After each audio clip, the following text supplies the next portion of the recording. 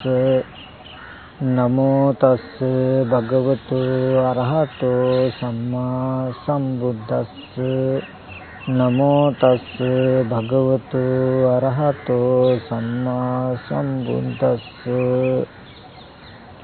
यथो को आउसो अरिय शावको उपादानंच पजानाति उपादान समुदयंच पजानाति उपादान निरोधंच पजानाति उपादान निरोधगामिनी पटिपदंच पजानाति इत्तावतापि को आउसो अरिय शावको सम्मा दिट्ठि होति उजुगतास्स दिट्ठि धम्मे अवेच्चप्रसादेन समन्नागतो आगतो इमं सद्धम्मन्ति धर्मश्रवणाभिलाषी श्रद्धा बुद्धि संपन्न कारुणिक पिंवතුනි මේ පින්වත් පිරිස දැන් මේ සූදානම් වෙන්නේ ලෝතර බුදුරජාණන් වහන්සේ අපි කෙරෙහි අනුකම්පාවෙන් දේශනා කළ සද්ධර්මයෙන් දිදක් ශ්‍රවණය කරන්ට විශේෂයෙන්ම අපි සම්මාදිට්ඨි සූත්‍රයේ සම්මාදිට්ඨිය ඇති කර ගැනීම පිණිස සරියුත් මහ රහතන් වහන්සේ දේශනා කළ දහම් පරයයන් ගැන සාකච්ඡා කළා. ඉතින් එදා සරියුත් මහ රහතන් වහන්සේ භික්ෂුන් වහන්සේලාට භවය පිළිබඳ ඇති දහම් පරයය දේශනා කළාම ඒ පිළිබඳව භික්ෂුන් වහන්සේලා සතුටු වෙලා අනුමෝදන් වෙලා සරියුත් මහ රහතන් වහන්සේගෙන් මත්ත් ප්‍රශ්නයක් අහනවා. එවත්නි සාරිපුත්‍රයන් වහන්සේ ශ්‍රාවකයන්ගේ සම්මා දිට්ඨිය ඇතිවීම පිණිස පවතින තව ක්‍රමයක් තියෙනවද? තව ක්‍රමයක් කියන්න පුළුවන්ද කියලා. ඒ අවස්ථාවේදී සරියුත් මහ රහතන් වහන්සේ දේශනා කරන එවත්නි තව ක්‍රමයක් තියෙනවා. තව ක්‍රමයක් පනවන්න පුළුවන්. යතෝකෝ ආවුසෝ ආර්ය ශාවකෝ එවත්නි යම් කලක ආර්ය ශ්‍රාවක තෙමේ උපාදානය කියන්නේ මොකක්ද කියලා දන්නවනම් උපාදානයගේ ඇතිවීම මොකක්ද කියලා දන්නවනම් උපාදානයගේ නැති කිරීම මොකක්ද කියලා දන්නවනම් උපාදාන නැති කරන ප්‍රතිපදාව මොකක්ද කියලා දන්නවනම් මෙන්න මෙපමණකුණුත් ආර්ය ශ්‍රාවකතමේ මනා දැකුම් ඇත්තෙක් වෙනවා. ඔහුගේ දැකීම ඍජු බවටපත් වෙනවා. ගුණ දැන ධර්මයේ පැහැදීමෙන් යුක්ත කෙනෙක් මේ ශාසනයට ආපු කෙනෙක් කියලා කියන්න පුළුවන් කියලා දේශනා කළා. එතකොට ඒ සම්මා දිට්ඨිය ඇති කර ගැනීම පිණිස දේශනා කළ සරියුත් මහ රහතන් වහන්සේ දේශනා කරන 7 වෙනි පරයයයි මේ උපාදාන වාරය. එතකොට එතෙන්දි සරියුත් මහ රහතන් වහන්සේම ඒ භික්ෂුන් වහන්සේලාගෙන් ප්‍රශ්නයක් අහනවා. එවත්නි උපාදානය කියන්නේ මොකක්ද? උපාදාන සමුදය මොකක්ද? උපාදාන නිරෝධය කියන්නේ මොකේද? ඒ වගේම උපාදානය නැති කරන ප්‍රතිපදාව කියන්නේ මොකක්ද කියලා සරියුත් මහ රහතන් වහන්සේම මේ ධර්මයන්ගේ අර්ථය විවරණය කරලීමේ අදහසින් භික්ෂුන් වහන්සේලාගේ ප්‍රශ්නේ අහලා ඒකට තමන් වහන්සේම පිළිතුරු සපයනවා. එවත්නි උපාදානය කියලා කියන්නේ මේ උපාදානයේ 4 ආකාරයයි. කාම උපාදාන, ditthi උපාදාන, අත්වාද උපාදානය. එතකොට මේ තණ්හාව නිසා උපාදානය ඇති වෙන උපාදානය ඇති වෙන්න හේතුව තමයි ප්‍රත්‍ය තමයි මොකද? තණ්හාව.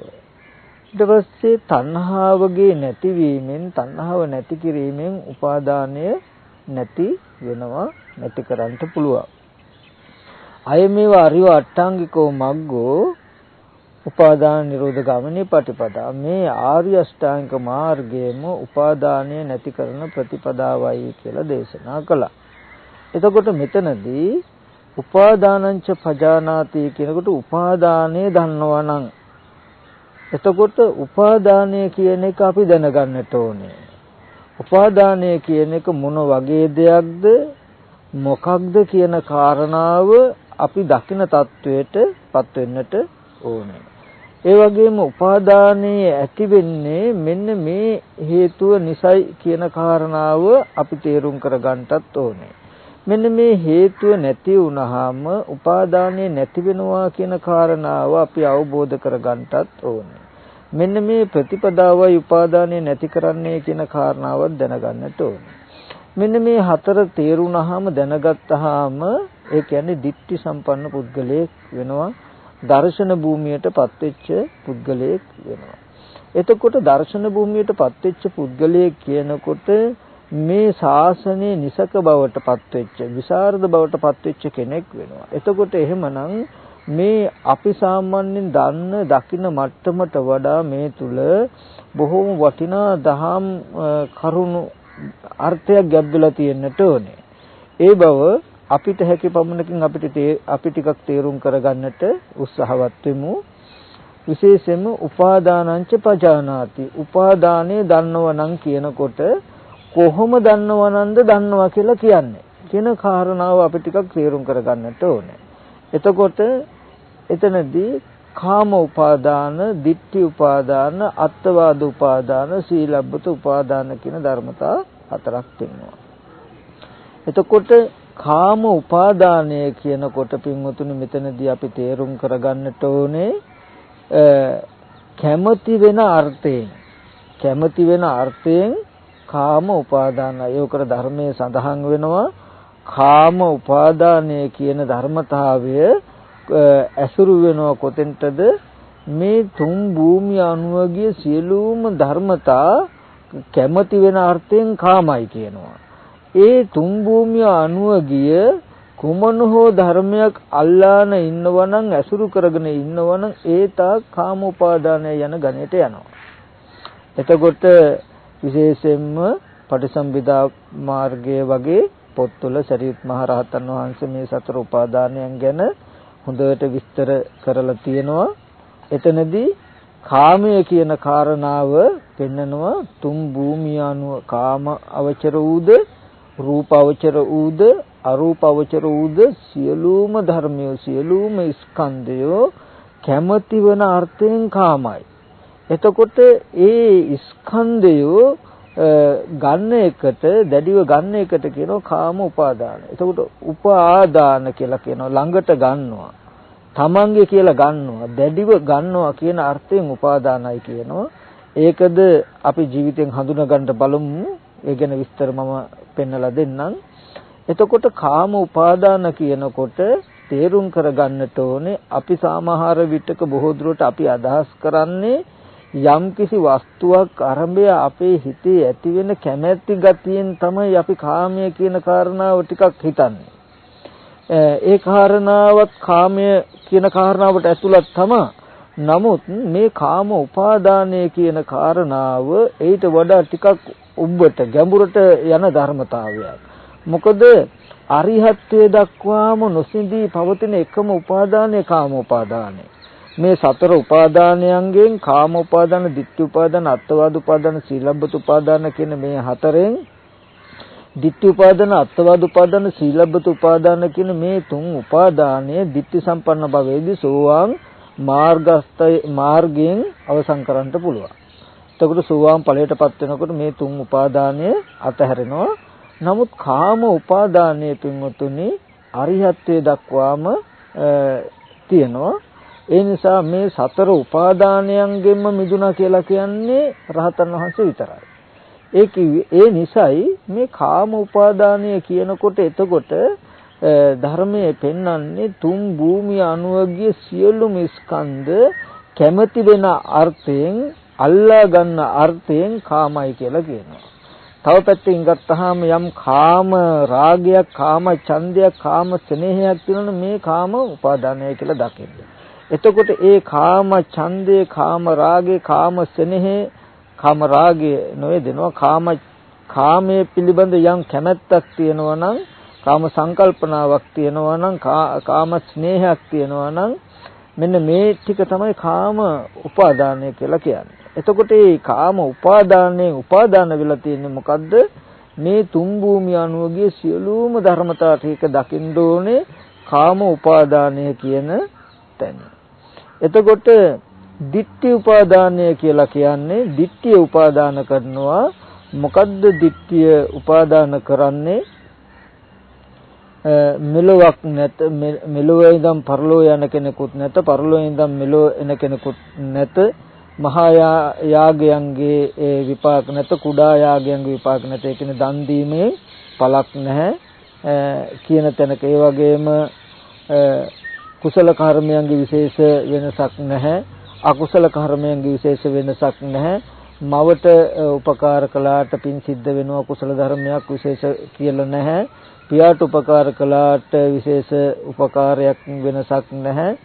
ඒ වගේම මෙලොවත් පරලොවත් දැනගෙන ලෝකෙට ධර්ම දේශනා කරන ශ්‍රමණ බ්‍රාහ්මණයෝ නැහැ, ඕපපාතික සත්තු කියලා යමක් නැහැ කියලා මෙන්න මේ වගේ මිත්‍යා දෘෂ්ටියක් තියෙනවා නම් ලෝකයකට කියනවා නියත කියලා. නියත මිත්‍යා දෘෂ්ටියක් තියෙනවා නම්, නියතයි කියලා කියන්නේ මොකේද? මේ සතර අපායට නියතයි මේ වගේ දෘෂ්ටියෙන් යුක්ත කෙනා. මෙන්න මේ වගේ දෘෂ්ටියක් දැඩිව ගන්නව නම්, දෘෂ්ටියක ඉන්නව නම් මෙන්න මේකට කියනවා ditthi උපාදානය කියලා කියනවා. එතකොට ඒ කාරණාව දත යුතුයි ditthi උපාදානයේ හැටියට. ඊට පස්සේ අත්වාද උපාදානය කියලා කියන්නේ රූපය ආත්ම වශයෙන් දකිනවා. එතෙන්දී අපි දත යුතුයි අත්වාද උපාදානය කියනකොට 20 ආකාර සක්කාය දිට්ඨිය දත යුතුයි. 20 ආකාර සක්කාය දිට්ඨිය කියලා කියන්නේ රූපේ ආරම්භය දෘෂ්ටි 4ක් ඇති වෙනවා. රූපයේ ආත්මය වශයෙන් දකිනවා, රූපෙහි ආත්මය වශයෙන් දකිනවා, රූපය නිසා ආත්මය පවතිනවායි කියලා දකිනවා, ආත්මය නිසා රූපය පවතිනවායි කියලා දකිනවා. මේ වගේ රූපයේ ආරම්භය දෘෂ්ටි ආත්ම දෘෂ්ටි 4ක් ඇති වෙනවා. එතකොට ඒ වගේම වේදනාව, සංඥාව, සංඛාරය, විඥානය කියන මෙන්න මේ ධර්මතා පහ ආරම්භය මේ වගේ දෘෂ්ටි 4ක් ඇති වෙනවා. ඒ 4 මේ ස්කන්ධ පහෙන් වැඩි වුණාම 20යි. මෙන්න මේ 20 ආකාර සක්කාය දිට්ඨියට කියනවා අත්වාද උපාදානය කියලා. එතකොට මේ ස්කන්ධයන්ගේ ආත්මයක් දකින දෘෂ්ටිය, සත්වයක් හෝ පුද්ගලයෙක් හෝ ආත්මයක් තියනවා කියලා දකින මෙන්න මේ දෘෂ්ටියට කියනවා අත්වාද උපාදානය කියලා. එතකොට සීලබ්බත උපාදානය කියලා කියන්නේ සිල් වෘත ක්‍රම උපාදාන කරනවා. ඒක බොහෝ දුරට යෙදෙන්නේ මේ ශාසනයෙන් බැහැර. මේ ශාසනයෙන් බැහැර තියෙන ඔක්කොම සීලබ්බත පරාමාසයෙන් සීලබ්බත උපාදානයෙන් යුක්තයි කියලා නොගත යුතුයි. සීලබ්බත උපාදානයෙන් යුක්ත යමක් යෙදෙනවා නම් යෙදෙන්නේ මේ ශාසනයෙන් බැහැරයි. ඒ කියන්නේ බුදුරජාණන් වහන්සේ කාලෙදි තිබුණා හිටියා යම්කිසි විමුක්තියක් බලාපොරොත්තු වෙන, විසුද්ධියක් බලාපොරොත්තු වෙන මේ සීලෙන් මේ වෘතයෙන් මට පිරිසුදු වෙන්න පුළුවන්, මේ සීලයෙන් මේ වෘතයෙන් මට මිදෙන්න පුළුවන්, දුකෙන් එතර වෙන්න පුළුවන් කියලා නොයෙක් වෘත සමාදන් වෙනවා. අජ වෘත කියලා එළුව වගේ ඉන්නවා, ගෝ වෘත කියලා හරක් වගේ, සුනක වෘත කියලා සුනකය වගේ, ඒ වගේම කුක්කුර වෘත කියලා කියනවා. එතකොට මෙන්න මේ වගේ නොයෙක් සත්තුන්ගේ විදිහට ජීවත් වෙන එක එක වෘත සමාදානයන් තිබුණා. ඒ වෘතයන්ගේ විසුද්ධියක් බලාපොරොත්තුව මෙන්න මේ මට්ටමට කියනවා මේ සීලබ්බත උපාදානය කියලා. එතකොට මෙන්න මේ 4 කාම උපාදාන, ditthi උපාදාන, සීලබ්බත උපාදාන කියන මෙන්න මේ උපාදාන 4 අපි දත යුතුයි. මේවා හරියට මතක් කරන්න හරියට යමක් අල්ලගන්න තියෙන රෙද්දක් වගේ. අපි කියමු දැන් රත් වෙච්ච යමක් අල්ලගන්න අපිට අතින් අල්ලන්න බැරි වුණාම අපි ඒ රත් වෙච්ච දේ අල්ලන්න යම්කිසි රෙදි කෑල්ලක් ගන්නවා. රෙදි කෑල්ලක් ගන්නවා. එතකොට මෙන්න මේ රෙදි කෑල්ලෙන් තමයි අර රත් වෙච්ච දේ අල්ලන්නේ.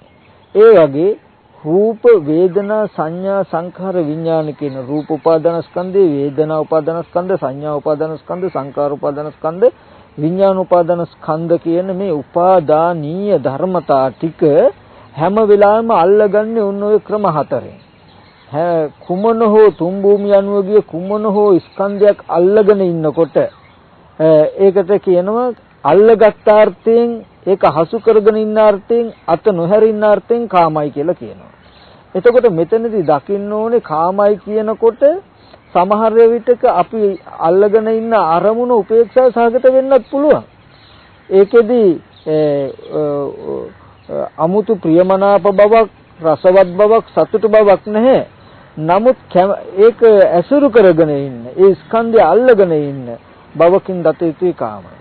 එතකොට මේ ස්කන්ධ ටික උපාදානීය ධර්ම, පංච උපාදාන ස්කන්ධය අල්ලගන්න තියෙන එක ක්‍රමයක් තමයි මොකද්ද? මේ කාමය කියන එක කැමති වෙන අර්ථයෙන්, අල්ලා ගන්න අර්ථයෙන්, නැමී පවතින වජ්ජෝසාය තිට්ඨති, බැසගෙන සිටින අර්ථය. ඊට පස්සේ මේ ස්කන්ධය අල්ලගන්න, ඇසුරු කරන්න තියෙන තව ක්‍රමයක් තමයි මොකද්ද? තව දැලි රත් වෙච්ච යමක් අල්ලන්න තියෙන රෙදි කැල්ලක් වගේ මේ ස්කන්ධය අල්ලගන්න තියෙන තව ක්‍රමයක් තමයි මොකද්ද? ditthi උපාදානය. ඊට පස්සේ මේ ස්කන්ධය අල්ලගන්න තියෙන තව ක්‍රමයක් තමයි මොකද්ද? අත්වාද උපාදානය. මේ ස්කන්ධය අල්ලගන්න තියෙන තව ක්‍රමයක් තමයි මොකද්ද? සීලබ්බත උපාදානය. මේ සතර උපාදානෙන් උපාදානීය ධර්මතා හැම වෙලාවෙම අල්ලගන්නවා. තුන් භූමිය අනුව ගිය සියලුම ධර්මතා, කාම භූමිය, රූප භූමිය, අරූප භූමිය කියන මේ සියලුම ධර්මතා ටික උපාදානීය ධර්ම. ඒ කියන්නේ පංච උපාදාන ස්කන්ධයක්, උපාදානයට හිත වූ ධර්ම. එතකොට ඒ හිත වූ ධර්ම අහුවෙන්නේ පුද්ගලයාට නැත්තම් තමා කියන කෙනාට මෙන්න මේ ධර්මතා හතර හරහා. එතකොට උපාදානය කියන එක හැම වෙලාවෙම යෙදිලා තියෙන්නේ උපාදානීය ධර්ම ආරම්භය. හොඳට බලන්න උපාදානංච පජානාති කියනකොට උපාදානය දන්නවනම් අපි උපාදාන කරන්නේ, උපාදානය වෙලා තියෙන්නේ මොකද්ද? දුක කියන කාරණාව තේරුම් කරගන්නට ඕනේ. ජාතිය ස්වභාව, ජරාව ස්වභාව, ව්‍යාධිය ස්වභාව, මරණයේ ස්වභාව කොට ඇති ධර්මතාවයි පංච උපාදාන ස්කන්ධය. ඒ පංච උපාදාන ස්කන්ධයකට අපි උපාදාන වෙනවා. පංච උපාදාන ස්කන්ධයකටයි උපාදාන වෙන්නේ. එතකොට මේ සතර උපාදානයේ දත යුතුයි කොහොමද? මේ සතර උපාදානයේ දත යුතුයි මේ පංච උපාදාන ස්කන්ධයන් අල්ලා ගන්නට තියෙන අර දැලි රෙදි ටිකක් වගේ, රත් වෙච්ච යමක් අල්ලන්න තියෙන රෙද්දක් යම් පරිදිද ඒ වගේ පංච උපාදාන ස්කන්ධය අල්ලා ගන්නට තියෙන ධර්මතා හතරක් තමයි මේ උපාදාන. උපාදානයේ ඇති තාක් උපාදාන වෙනවමයි මොකද්ද? දුක. එතකොට මේ ස්කන්ධය හසු වෙනවමයි. හසු වෙන තාක් දුක අල්ලා ගන්න තාක්, දුක ඇසුරු කරගෙන ඉන්න තාක් අපි දුකෙන් මිදෙන්නේ නැහැ. දුකෙන් යුක්ත වෙන්න වෙනවා. එතකොට තව අපි මෙන්න මේ කාරණාවත් ටිකක් විශේෂයෙන් දැනගන්නට ඕනේ. මේ උපාදානය කියනකොට අපි අල්ලගෙන ඉන්නේ, ඇසුරු කරගෙන ඉන්නේ මොන විදිහකටද කියන කාරණාව ටිකක් තේරුම් කර ගන්නට ඕනේ. මොකද උපාදානය කියනකොට අපිට බොහෝ දුරට අදහසක් තියෙනවා. උපාදානය කියන්නේ දැඩිව ගන්නකම කිව්වහම මේ අපිට පෙනෙන, ඇහැට පෙනෙන දේවල් වලට අපි ටිකක් වැඩිපුර කැමති වෙන ගතියයි උපාදානෙ. කනට ඇහෙන ශබ්ද වලට වැඩිපුර ඇති කැමැත්තයි උපාදානෙ කියලා. නමුත් පින්වතුනි ඒ වැඩිපුර ඇති කැමැත්ත කියන තැනකින් නොදත යුතුයි. උපාදානයේ දත යුතුයි අත නොහැර සිටින අර්ථයකින්. ඒකයි අපිට ප්‍රියමනාප අරමුණක් වේවා, අප්‍රියමනාප අරමුණක් වේවා, කුමන අරමුණක් වුණත් උපාදානයන්ගෙන් තොරව හටගන්නේ. සතර උපාදානය තුලමයි තියෙන්නේ. ඒකට මේ උපාදානය කියන කාරණාව තේරුම් කරගන්නට මම මේ පින්වතුන්ට පොඩි උපමාවක් මතක් කරන්න. අපි කියමු අපි හදිසියේදී අපිට නැවක නැගලා මුහුදෙන් පිටට ඈත විදේශ ගමනක් යන්න වුණා. දැන් මේ නැවක නැගලා අපි යනකොට හදිස්සියකදී මේ නැව කුණාටුවකට හසු වෙලා ගල්පරයක හැපිලා මුහුදුපත් වුණා. ඔන්න දැන් නැව කෑලි කෑලි වලට කැඩිලා නැවේ කෑලිත් එක්ක අපිව මුහුදට වැටුණා.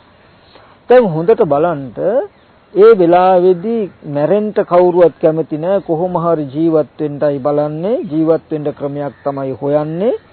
ඒ වෙලාවේදී අපි මොකද කරන්නේ? අර මුහුදට වැටිලා මැරෙනවට බයේ කොට කෑල්ලක හරි ලී කෑල්ලක හරි රබර් කෑල්ලක හරි එල්ලිලා ඉන්න උත්සාහවත් වෙනවා. ඔන්න දැන් බලන්න කොට කෑල්ලක් හරි ලී කෑල්ලක් හරි රබර් කෑල්ලක් හරි අපි අල්ලා ගත්තොත් අල්ලගෙන ඉන්න තාක් අපිව මුහුදට වැටෙයිද? යමක් අල්ලගෙන ඉන්න තාක් ඇසුරු කරගෙන ඉන්න තාක් අපිව මුහුදට වැටෙන්නේ යමක් අල්ලා නොගත්තොත් යම් කොට කෑල්ලක්වත් ලී කෑල්ලක්වත් රබර් කෑල්ලක්වත් අල්ලා ගන්න බැරි වුණොත් අල්ලා නොගත්තොත් පින්වතුනි අපි අර පුද්ගලයාව ඒකාන්තයෙන් මුහුදට වැටෙනවා වගේ ඒ උපමාව වගේ මේ කාම භූමිය රූප භූමිය අරූප භූමිය කියන තුන් භූමියේ එකද ස්කන්ධයක්වත් හසු නොවුනොත් අපිව කෙලින්ම වැටෙනවා නිවනට. නිවන් දකින්නවාමයි. නමුත් අර ලී කෑල්ලක් හරි කොට කෑල්ලක් හරි අල්ලගෙන ඉන්න තාක් මුහුදට වැටෙන්නේ නෑ වගේ. අපි තුන් භූමිය අනුව ගිය කුමන හෝ ස්කන්ධයක් අල්ලගෙන ඉන්න තාක් ඇසුරු කරගෙන ඉන්න තාක් අපිව වැටෙන්නේ නැහැ නිවනට. එතකොට අපි ලෝකෙ තුලයි ඉන්නේ. මෙතනදී මෙන්න මේ අර්ථයෙන් හොඳට බලන්න ඕනේ උපාදානය කියන එක. දැන් ලී කෑල්ලක් කොට කෑල්ලක් පාවෙලා ළඟට ආවහම රබර් කෑල්ලක් මේක එල්ලුණා. එල්ලිලා ඉන්නවා දැඩිව අල්ලගෙන ඉන්නේ. මොකද මේ වැටෙන්න නොදී මුහුදට වැටෙන්න නොදී දැඩිව අල්ලගෙන ඉන්නවා. දැන් මේ අල්ලගෙන ඉන්නකොට දැන් මෙතන හොඳට බලන්න එයා අල්ලගෙන ඉන්නේ මේ ලී කෑල්ලට එහෙම තියෙන තණ්හාවේද කියලා. සමහර විටක පාවෙලා ආවේ පණුව ගහපු අසුචි පිරුණු පණුව ගහපු කොට කෑල්ලක්. දැන් කවුද කැමති පණුව ගහපු අසුචි පිරුණු කොට කෑල්ලකට කවුරුත් ආස කරනවද? කැමතිද? කිසිම කෙනෙක් කැමති නැහැ. නමුත් මුහුදට වැටෙනවට බයයි, මැරෙනවට බයයි. මේක අල්ලගන්නේ නැද්ද? දැන් මේක අල්ලා ගැනීමක් නෙමෙයිද? දැඩිව ගැනීමක් නෙමෙයිද? ඒ වස්තුව කෙරෙහි තණ්හාව නැති වෙන්න පුළුවන්. නමුත් මෙන්න මෙතෙන්දි තමයි බොහොම වටිනා ධර්මතා ටිකක් අපිට හම්බ වෙන්නේ. එතකොට හොඳට බලන්න ඕනේ Taman ඉදිරියට ආපු දේ අල්ලන්නේ ඒ වස්තුවට තියෙන කැමැත්ත නිසා නෙමෙයි. ලී කෑල්ල ඕනේ හින්දා නෙමෙයි, කොට කෑල්ල ඕනේ හින්දා නෙමෙයි, රබර් කෑල්ල ඕනේ හින්දා නෙමෙයි. ඒවට කැමැත්තක් නැහැ. එතකොට මේ මෙතනදී ලී කෑල්ල කොට කෑල්ල රබර් කෑල්ල අල්ලගෙන ඉන්නවා. අල්ලගෙන ඉන්න තාක් ඒ කියන්නේ දැන් හොඳට අහුවෙලා, තදට අහුවෙලා, කළුව අහුවෙලා කියන්නේ පැවැත්මම ඒ තුල තමන්ගේ. ඒ නිසා එතකොට මුහුදට නොවේටි ඉන්න පුළුවන් එයාට. ඔන්න දැන් උපාදානව ඉන්නවා. ලී කෑල්ලක් හරි කොට කෑල්ලක් හරි රබර් කෑල්ලක් හරි උපාදානව ඉන්න තාක්, ඇසුරු කරගෙන ඉන්න තාක්, අල්ලානේ ඉන්න තාක් මුහුදට වැටෙන්නේ නැහැ. එතකොට උපාදානය කියන එක ඔන්න ඔය අර්ථයකින් දකින්න හුරු වෙන්නට ඕනේ. මේ හිතෙන් අපි ඉදිරියෙන් තියෙන යමකට කැමති වෙනවා කියන තැනකින් දකින්න එපා. ඇසුරු කරන අර්ථයකින්, වාසය කරන අර්ථයකින්, අත නොහැර ජීවත් වෙනවා කියන අර්ථයකින් දත යුතුයි මේ උපාදානය කියන එක. අල්ලගෙන ඉන්නවා. එතකොට ඒ වගේ අපිත් ඒ කොට කෑල්ල ලී කෑල්ල අල්ලගත්තා වගේ කාම අවචරූත් රූප අවචරූත් අරූප අවචරූත් කුමන හෝ ස්කන්ධයක්. එතකොට ඒ හම්බ වෙන ස්කන්ධය ඇස් ඉදිරි පිටට එන රූපය අප්‍රියමනාප එකක් වෙන්න පුළුවන්. අපි දැක්ක පාවෙලාපු කොටේ අසුචි වැකුරුණු පණුව ගහපු කොට ගෑල්ලා. නමුත් අපි ඒක අල්ලගත්තා වැටෙන්න නොදී. ඒ වගේ Taman ඇස් ඉදිරි පිටට එන අරමුණ අමනාප එකක් වෙන්නත් පුළුවන්, මනාප එකක් වෙන්නත් පුළුවන්, අමනාප මනාප නොවු උපේක්ෂා සහගත වෙන්නත් පුළුවන්.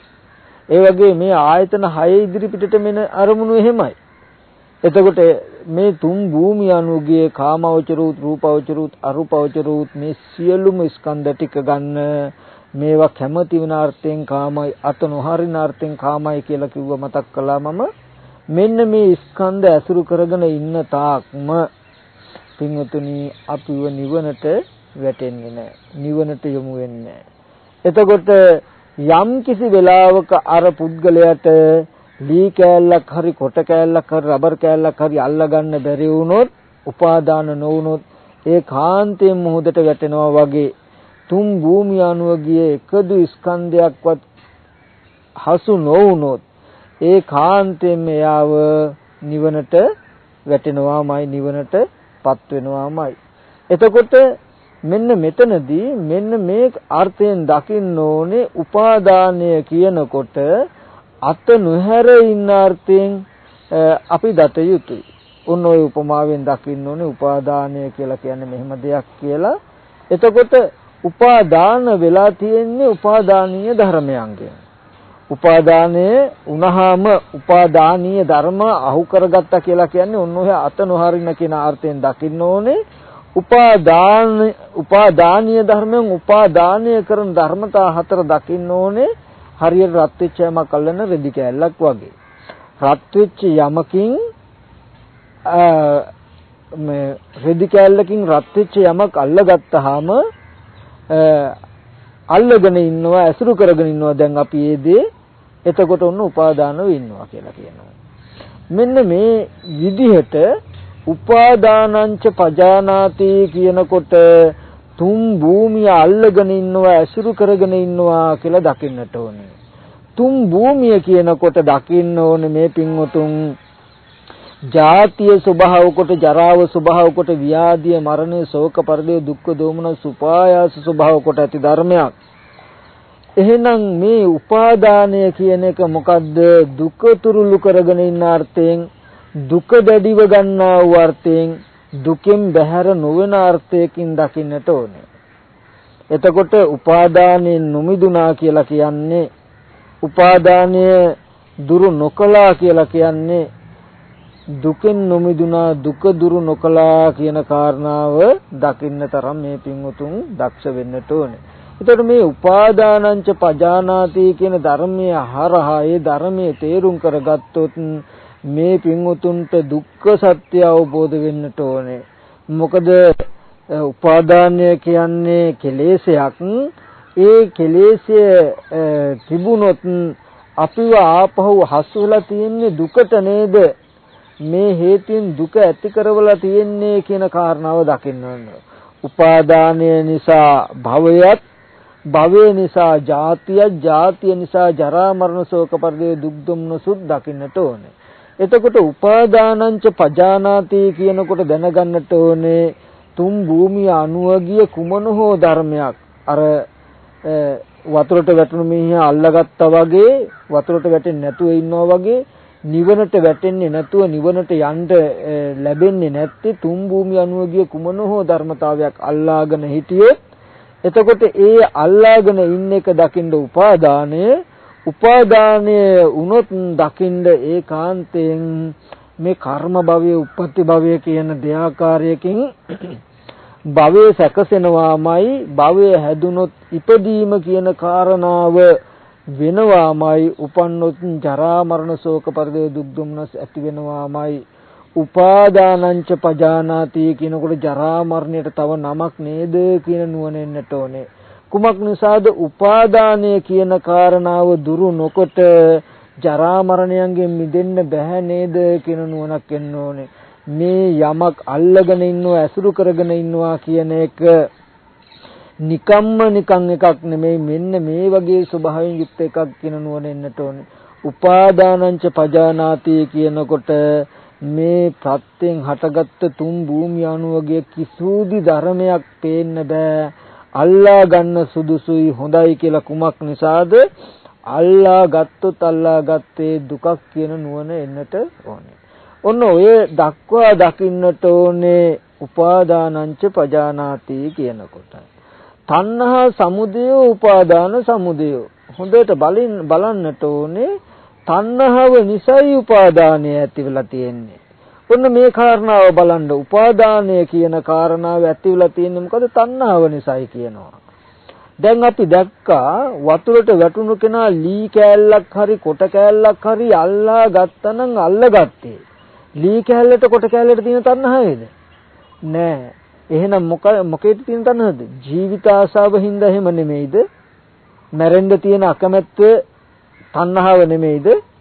මැරෙනවට බය නෙමෙයිද? මේ නන්දි රාගයේ ජීවිත ආසාව, තණ්හාව ආධ්‍යාත්මික ධර්මයන් කෙරෙහි තියෙන තණ්හාව නිසායි බාහිර වස්තුන් අල්ලන්නේ. අපි හිතාගන්නේ උපාදානය කියනකොට බාහිර වස්තුන්ට තියෙන කැමැත්ත නිසායි අපි බාහිර වස්තුන් අල්ලන්නේ කියලා. ඇහැට පේන දෙයට තියෙන කැමැත්ත නිසායි ඇහැට පේන දේ අපි අල්ලන්නේ කියලා. එහෙම නෑ පින්වතුනි. තණ්හාව කියනකොට දකින්න ඕනේ තම තමන් කෙරෙහි තම තමන්ගේ ජීවිතයේ තම තමන්ගේ පැවැත්මට තියෙන කැමැත්ත තියෙන්නේ. අපි කවුරුවත් ලෝකේ මැරෙන්න කැමති නෑ. අපි කවුරුවත් ලෝකේ දුක් විඳින්න කැමති නෑ. අපි කැමති සැප විඳින්න. අපි කවුරුත් කැමති ජීවත් වෙන්න. අපි දුකෙන් අපිට දුක වෙනවට තියෙන අකමැත්ත නිසා, අපි මැරෙනවට තියෙන අකමැත්ත නිසා, සැප විඳින්න තියෙන ඒ කියන්නේ සැප විඳින්න තියෙන කැමැත්ත නිසා, ජීවත් වෙන්න තියෙන කැමැත්ත නිසා, සැප විඳින්න තියෙන කැමැත්ත, ජීවත් වෙන්න තියෙන කැමැත්ත තමයි තණ්හාව. ඒ ආධ්‍යාත්මිකය තුල තමා තුල ජීවත් වෙන්න තියෙන කැමැත්ත, සැප විඳින්න තියෙන කැමැත්ත දකින්ද බාහිර දේවල් අල්ලන ගතිය. තණ්හා පච්චය උපාදානං කියනකොට අන්නේ අර්ථය දකින්නට ඕනේ. තණ්හාව නිසා උපාදානයයි කියලා කියනකොට. එතකොට අර ලී කෑල්ල කොට කෑල්ල ගැන අල්ලගන්න දේ ගැන මොන විදිහට තිබුණත් ප්‍රශ්නයක් නැහැ. අල්ලගන්න දේ ප්‍රියමනාප වෙන්නත් පුළුවන්. අප්‍රිය අමනාප වෙන්නත් පුළුවන්. ප්‍රියමනාපද අප්‍රියමනාප නැති උපේක්ෂා සහගතද වෙන්න පුළුවන්. අල්ලා ගන්නවා කියන එකට ඒක බාධාවක් නැහැ. ප්‍රශ්නයක් නැහැ. මොකද අල්ලා ගන්නට උපාදානයට ප්‍රත්‍ය වෙන හේතුව තියෙන්නේ ඒ වස්තුව නොවන නිසා. මෙන්න මේ කාරණාව ගැන හොඳට අදහස් ඇති කර ගන්නට ඕනේ. හොඳ දැක්මක් ඇති කර ගන්නට ඕනේ. අර ළඟට පාවෙලා එන කොට කෑල්ල හෝ ලී කෑල්ල ලස්සන එකක් වුණත් කමන්නේ, කැත එකක් වුණත් කමන්නේ, මොන දෙයක් වුණත් ප්‍රශ්නයක් නැහැ. මොකද ඒක අල්ලා ගන්නට තියෙන හේතු ටික තියෙන්නේ ජීවිතේ නැති වෙයි කියන තැනක බයෙන්.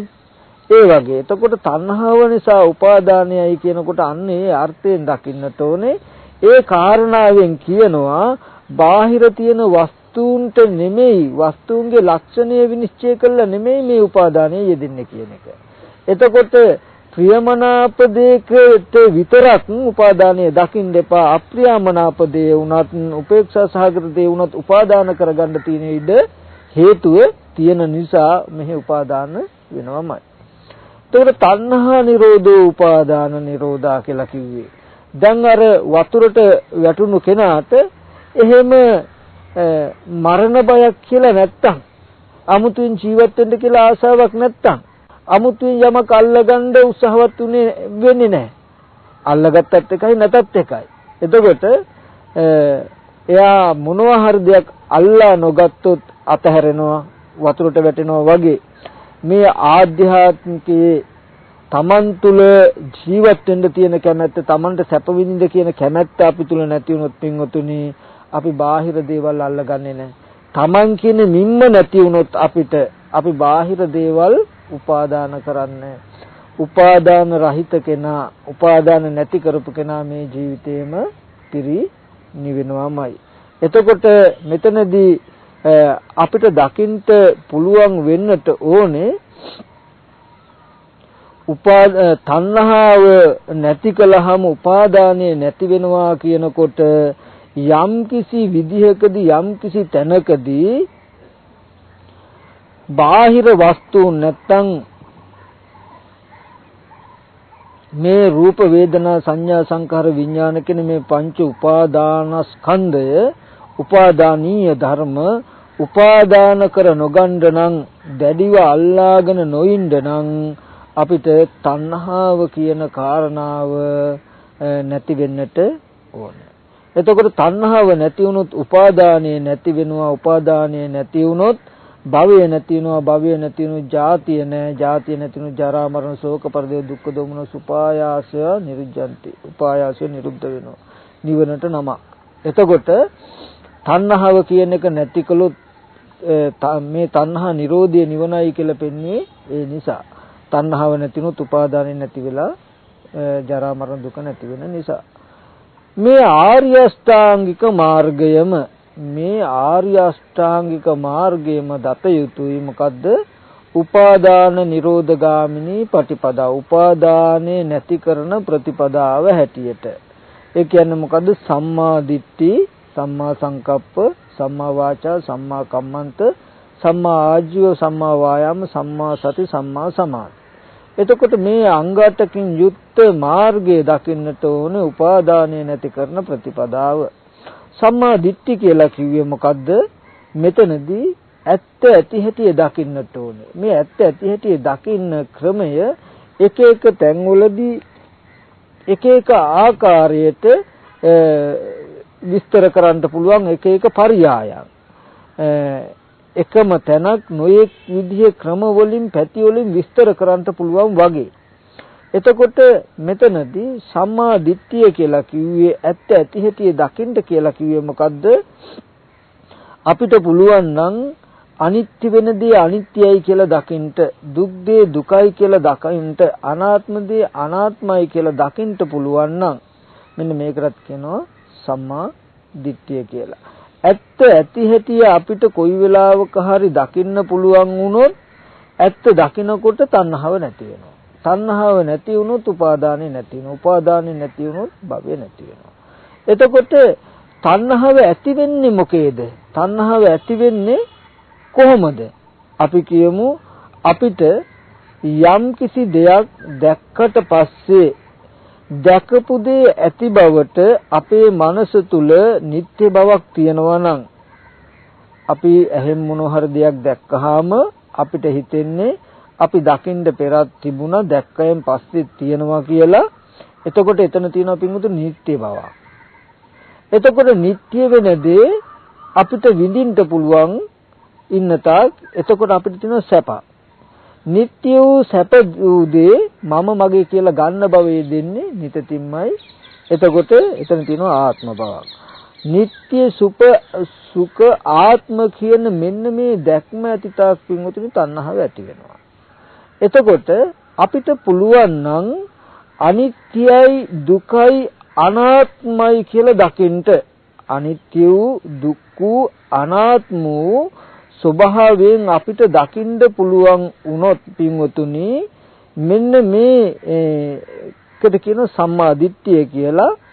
එතකොට මෙන්න මේ තණ්හාව නැති වෙනවා. මොකද්ද අපි අනිත්‍යයි දුකයි අනාත්මයි කියලා දකින්නේ?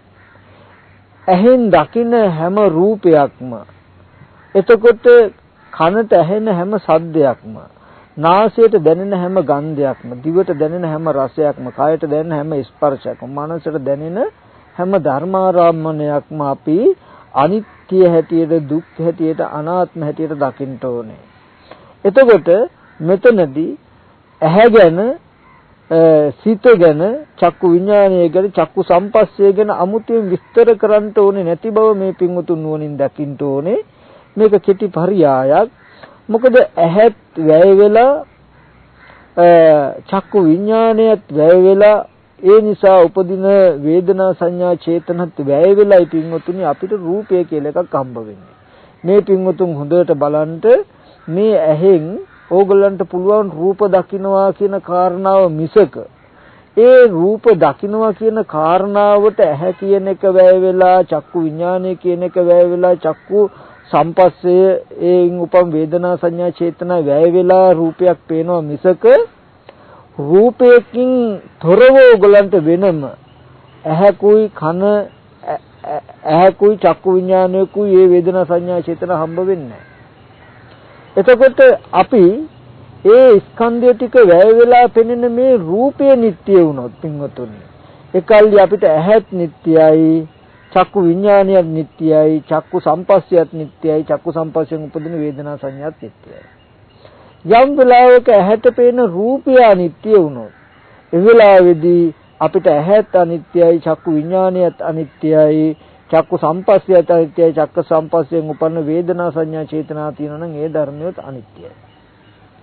ඒ වගේම අපිට කනක්, සෝත විඥානය, සෝත සම්පස්සයෙන් උපදින වේදනා සංඥා චේතනා කියන මේ ධර්මතත් ඔක්කොම වැය වෙලා බාහිර සද්දය කියන රූපයක් තමයි හම්බ වෙන්නේ. එතකොට මේ සද්දය කියන කාරණාව නිට්ටය වෙනකොට පින්වතුනි අපිට කනත්, සෝත විඥානයත් ඒන් උපදින වේදනා සංඥා චේතනා කියන ස්කන්ධයුත් අපිට නිට්ටයයි. යම් වෙලාවකදී ඇහෙන සද්දය කියන එකේ අනිත්‍ය අපිට දකින්න පුළුවන් නම් ඒ එක්කම අපිට ඒ කනත් සෝත විඥානයත් කියන මේ ධර්මයන්ගේ අනිත්‍යතාවයත් එළඹ සිටිනවා. මෙතනදී මේ අනිත්‍යයි කියනකොට මේ පුද්ගල භාවයෙන් එහෙම නිට්ටය තුල අනිත්‍යක් එහෙම නෙමෙයි. මෙන්න මෙතනේ කාරණාව තමයි ටිකක් විශේෂයෙන් තේරුම් කරගන්න ඕනේ. නිට්ටය බව තුල අනිත්‍ය බලන සිද්ධිය නෙමෙයි කියලා කිව්වේ. අපි හිතාගින්නේ ඇහැට රූපයක් පෙනෙනකොට අපිට යම් රූපයක් තියෙනවා නම් පේනවා නම් අපිට පෙනෙන්න පෙරත් අපි දකින්න පෙරත් ඒ රූපය තිබුණා. දැක්කට පස්සෙත් ඒ රූපය තියෙනවා. බාහිර තියෙන රූප අපි ඒ දකින්නවා ඇහෙන්. අපි ඇහැ අහකට අරගෙන යනකොට රූපේ පේන්නේ නැති වෙනවා. නමුත් ඒක එතන තියෙනවා. ඒ කියන්නේ යම් වස්තුවක් බලන්න පෙරත් එහෙම රූපයක් තිබුණා, බැලුවෙන් පස්සෙත් රූපයක් තියෙනවා කියලා නිත්‍ය භවක ඉඳගෙන අනේ ඉතින් මේ රූපේ නැති වෙලා යනවනේ, රූපය අනිත්‍යයිනේ, වැය වෙනවනේ කියලා හිතනවා.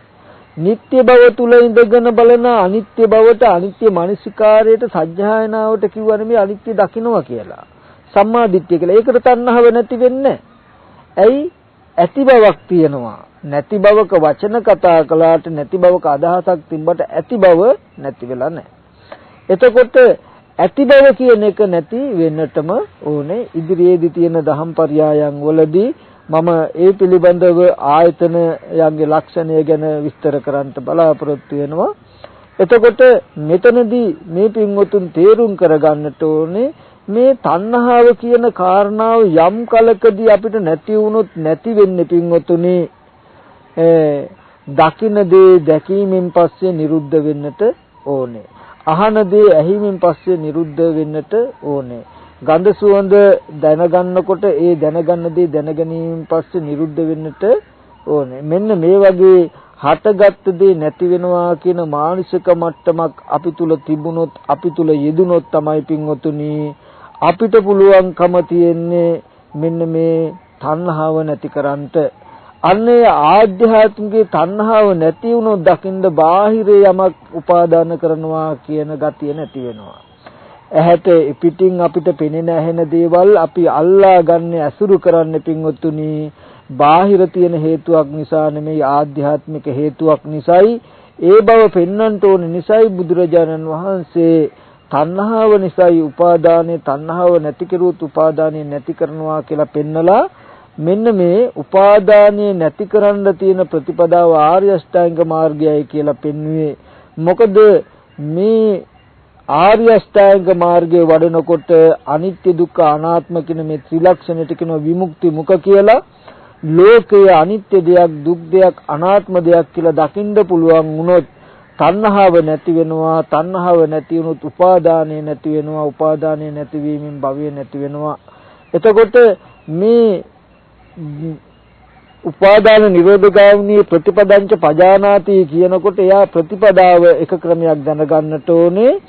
මෙන්න මේ ආයතනයන්ට හමු වෙන අරමුණු මෙන්න මේ විදිහට බලන්න පුළුවන් නම්, මෙන්න මේ විදිහට දකිනවා නම් තණ්හාව නැති වෙනවා. තණ්හාව නැති වෙලා මේ උපාදානය නැති කරන්න පුළුවන් නේද කියන එක දකින්න පුළුවන් නම් අන්න ප්‍රතිපදංච පජානාති. දැන් මේ හතර දන්නවා නම් මේකට කියනවා මොකද්ද? එයා උපාදානය දන්නවා, උපාදාන සමුදය දන්නවා, උපාදාන නිරෝධය දන්නවා, උපාදාන නිරෝධ ගාමිනී ප්‍රතිපදාව දන්නවා. දැන් මේ ප්‍රතිපදාව අනුව හැසිරීලා තණ්හාව නැති කරලා, තණ්හාවෙන් උපාදානය නැති කරලා, උපාදානයෙන් භවය නැති කරලා ජරා මරණ දුකෙන් මිදී ගන්න පුළුවන්. මේ ජරා මරණ දුකෙන් මිදීම සඳහා මෙන්න මේ වගේ පරයයක් තියෙනවා කියලා සරියුත් මහරහතන් වහන්සේ එදා භික්ෂුන් වහන්සේලාට මතක් කළා. ඒ ටික දේශනා කළ සරියුත් මහරහතන් වහන්සේ දේශනා කරනවා යතෝකෝ ආවුසු ආර්ය ශාවකෝ එවං උපාදානංච පජානාති, උපාදාන සමුදයංච පජානාති, උපාදාන නිරෝධංච පජානාති, උපාදාන නිරෝධ ගාමිනී පටිපදංච පජානාති. සෝ සබ්බසෝ රාගානුසයං පහය පටිඝානුසයං පටිවිනෝදෙත්වා අස්මිති දිට්ඨි මානානුසයං සමෝහනිත්වා දිත්තේව ධම්මේ අවිජ්ජං පහය විජ්ජං උපාදෙත්වා දිත්තේව ධම්මේ දුක්ඛසන්තකරෝ හෝති. එවත්නි යම් කලක පටන් ආර්ය ශ්‍රාවක තෙමේ මෙන්න මේ විදිහට උපාදානයේ මොකද්ද කියලා දන්නවනම් උපාදානයේ ඇතිවීමක් දන්නවනම් උපාදානයේ නැතිවීමක් දන්නවනම් උපාදානයේ නැති කරන ප්‍රතිපදාවක් දන්නවනම් එවත්නි සෝ සබ්බසෝ රාගානුසයං පහය එයා සියලුම ආකාරයෙන් රාගානුසය දුරු කළා පටිඝානුසයං පටිවිනෝදෙත්වා පටිඝානුසය නැති කරලා දාලා අස්මිති දිට්ඨි මානානුසයං සමෝහනිත්වා මම වෙමි කියන දැකීම හා මානෙ නැසල සම්පූර්ණම සමෝහනිත්වා අවිජ්ජං පහය විජ්ජං උපාදිත්වා අවිද්‍යාව දුරු කළ විද්‍යාව උපදවාගෙන දිත්තේව ධම්මේ දුක්ඛසන්තකරෝ හෝති මේ ජීවිතේම මේ දුක නැති කරගන්නවා කියලා සරියුත් මහ රහතන් වහන්සේ එදා භික්ෂුන් වහන්සේලාට මේ උපාදාන පරියාය දේශනා කළා. ඒ දේශනාවේදී එදා භික්ෂුන් වහන්සේලා බොහෝම සතුටු වුණා. ඉතින් මෙතනදී පින්වතුනි අපිත් මේ කාරණාවල මම යම් මට්ටමක ඉංගියක් විතරයි මේ දේශනාව තුළදී මතක් කරන්නේ. මේ උපාදානය කියනකොට මෙන්න මේ වගේ ධර්මතා ටිකක් හරහා අපේ දැක්ම අරගෙන යන්න ඕනේ. මේ වගේ අතුල් පැත්තකට කියන කාරණාව පෙන්නනවා. උපාදානය ඇතිවෙන්න තියෙන හේතුව බාහිරින් නොබලා ආධ්‍යාත්මිකව දකින්නට අපි දක්ෂ වෙන්නට ඕනේ. උපාදානය කියනකොට උපාදානයේ වෙන තැනම උපාදානයට හේතුව හැටියට දකින්න එපා. ඒකට හේතුව වෙනම දකින්න කියන ඉංගියක් මම කරනවා. ඒ වගේම උපාදාන නිරෝධ වෙනකොට අපි බාහිර යමක් අහුණා නම් ඒකෙ මිදෙන්න කරන්න ඕනේ ආධ්‍යාත්මික යමක් සඳහායි කියන කාරණාව පෙන්නනවා. බාහිර යමකින්ම උපාදානය අතහැරෙනවා නෙමෙයි කියන කාරණාව පෙන්නලා එදිනෙදා ජීවිතයේ තුල එක තැනක ඉඳගෙන ඉන්නකොට නෙමෙයි මේ ආයතන ඇසුරු කරනකොට ආයතන හරහා ජීවිතේ ජීවත් කරන ගමන් ඇත්ත දකින මට්ටමක් තුලයි තණ්හාව නැති කරන්න පුළුවන් වෙන්නේ කියන කාරණාවක් මම මේ පෙන්වන්නට උත්සාහවත් වෙන්නේ. එතකොට මේ තුලින් මේට වඩා කාරණා තියෙනවා විශේෂයෙන් අපිට කතා කරන්නට සාකච්ඡා කරන්නට ඉගෙන ගන්නට මේ හරහා ධර්මයේ ඉගෙන ගන්නට මේ පින්වුතුන් ටිකක් නුවණ මෙහෙවන්නට ඕනේ උත්සාහවත් වෙන්නට ඕනේ. අවස්ථානුකූලව හැකියාව කාල වේලාවට අවස්ථානුකූලව මේ කෙටි ටිකක් පෙන්වනවා. මේට වඩා ගොඩාක් අර්ථාන්විත වෙන අර්ථයක් පෙන්වන්න විශාල වටපිටාවක් අපිට තව දැනගන්නත් තියෙන බවත් මේ පින්වුතුන් දකින්නට ඕනේ. ඉතින් මෙන්න මේ පරියාය ඉගෙන ගත්තාම ditthi සම්පන්න පුද්ගලයෙක් වෙනවා කියලා කිව්වේ තුන් ලෝකෙම තුන් භූමියේම නොයැලෙන මනසක් හදාගෙන මේ තුන් භූමියම උපාදාන නොකොට අනුපාදා පරිනිර්වාණයෙන් පිරිනුවම් පාලා ක්ලේශ පරිනිර්වාණයක් කළා. ඊට පස්සේ සියලුම ස්කන්ධය බහ තැබීමෙන් වශයෙන් අනුපදිශේෂ පරිනිර්වාණ ධාතුයෙන් පිරිනුවම් වැඩලා සියලුම දුක අවසන් කරන්න පුළුවන්කම මේ දහම් පරයය තුල තියෙනවා. මේ දහම් පරයය අනුපවාදා පරිනිර්වාණයෙන් පිරිනිවීම පිණිසම මේ උපාදානය පිළිබඳ දහම් අවබෝධය හේතු වේවා කියලා හැමදෙනාම අදහස් කරගන්නට ඕනේ.